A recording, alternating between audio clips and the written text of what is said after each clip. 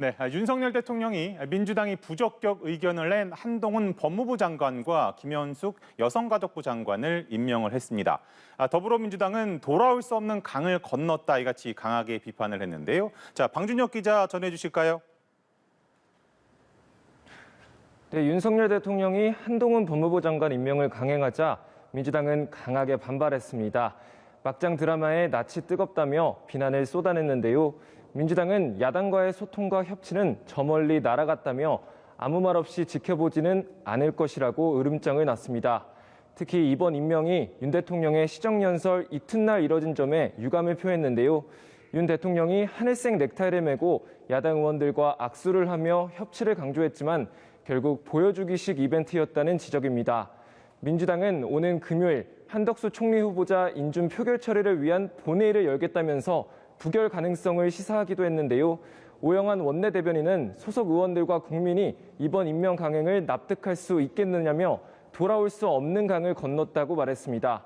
이에 국민의힘은 더 이상 국정 운영에 발목을 잡지 말라고 응수했는데요.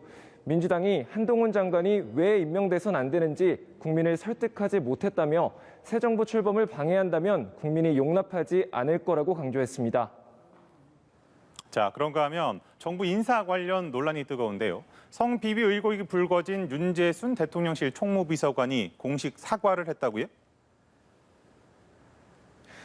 네, 국회 운영위원회에 참석한 윤재순 대통령실 총무비서관은 성비위 의혹과 관련해 공식 사과했습니다.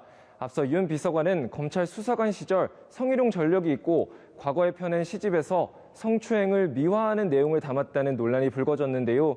윤 비서관은 국민에게 상처가 되고 또 불쾌감을 느낀다면 사과를 드리는 게 맞다며 고개를 숙였습니다. 그러면서도 일부 사실과 다른 점이 있다고 주장했는데요. 검찰 재직 시 성비위로 2차례 징계성 처분을 받았다는 지적에 대해서는 조사를 받은 적이 없고 20년 전의 일이라고 말했습니다. 또 더 잘하라는 의미로 받아들이고 있다며 거취 문제를 일축했습니다.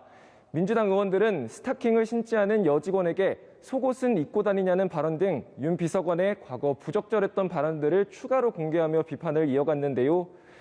윤 비서관은 생일빵이라는 걸 처음 당해 얼굴이 뒤범벅이 됐다며 성희롱 전력이 불거진 상황에 대해 구체적인 설명을 했는데 화가 나서 뽀뽀해달라고 했다며 부적절한 신체 접촉 사실을 인정했습니다. 같은 자리에서 김대기 대통령 비서실장도 새 정부 인사 중 일부 국민 눈높이에 어긋나는 부분이 있었다며 유감을 표했는데요. 다만 김 비서실장은 대통령실이 단체로 도덕 불감증에 빠졌다는 지적에는 동의할 수 없다고 맞받았습니다. 지금까지 국회에서 전해드렸습니다.